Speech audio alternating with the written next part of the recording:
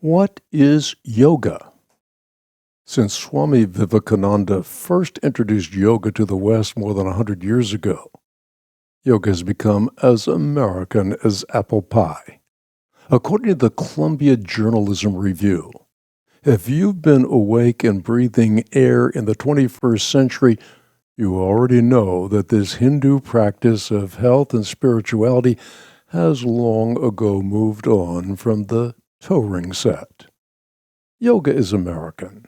It has graced the cover of Time magazine twice, acquired the approval of A-list celebrities, and is the go-to trend in terms of story for editors and reporters who produce an average of 8 yoga stories a day in the English-speaking world. Because of its rock star status, I developed the acronym YOGA to give you an easy-to-remember overview on what this practice entails. First, the Y in the acronym YOGA, which stands for yoga. The word yoga comes from the Sanskrit word yoga, which means to yoke or to unite. As such, the goal of yoga is to uncouple oneself from the material world and to unite oneself with the god of Hinduism, commonly understood to be Brahman. Brahman, the impersonal cosmic consciousness of the universe. Put another way, yoga is the means by which the user's mind is merged into the universal mind. Om.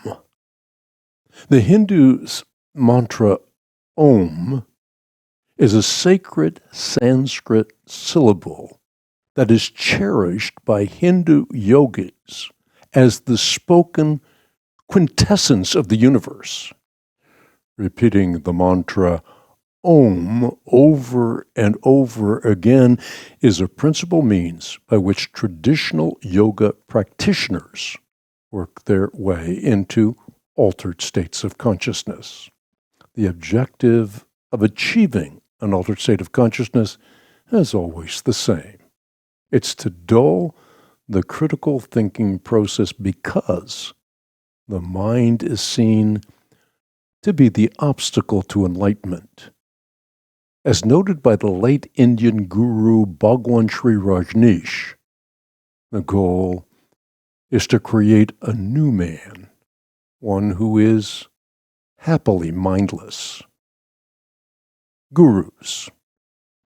Myriad gurus disseminate yoga for the express purpose of helping people to achieve oneness with the impersonal god of Hinduism. Most noteworthy among them was Patanjali, the Hindu sage who popularized yoga around the 2nd century BC. Of particular significance in the West is the aforementioned Guru Swami Vivekananda, a disciple of the self-proclaimed God-man Sri Ramakrishna.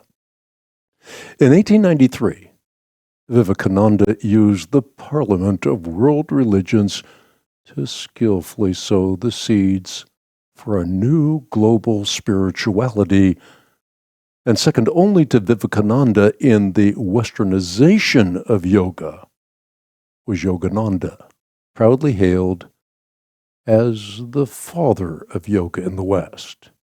In 1920, he founded the LA-based Self-Realization Fellowship, a principal means of disseminating yoga to multiplied millions of Americans. Also noteworthy is Swami Muktananda, popularizer of Kundalini Yoga, a method by which divine energy that is thought to reside as the coiled serpent at the base of the spine is aroused and then ascends through 6 chakras, or centers of spiritual power in the human body, and aims for union with the Hindu deity Shiva in a 7th center, allegedly located in the crown of the head. Asana.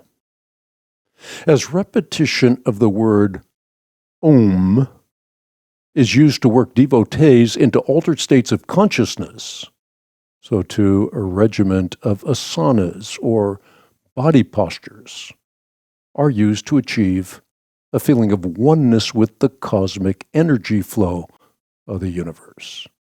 Coupled with breathing exercises and meditation practices, asana positions are thought to be a pathway to serenity and spirituality.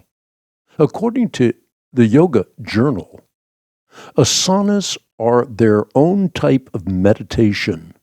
To perform difficult postures, you have to focus on your body and breath and relax into the pose. While many believe that asanas are spiritually neutral, Swami Vivekananda, the Dharma Yoga ashram in New Jersey, believes otherwise.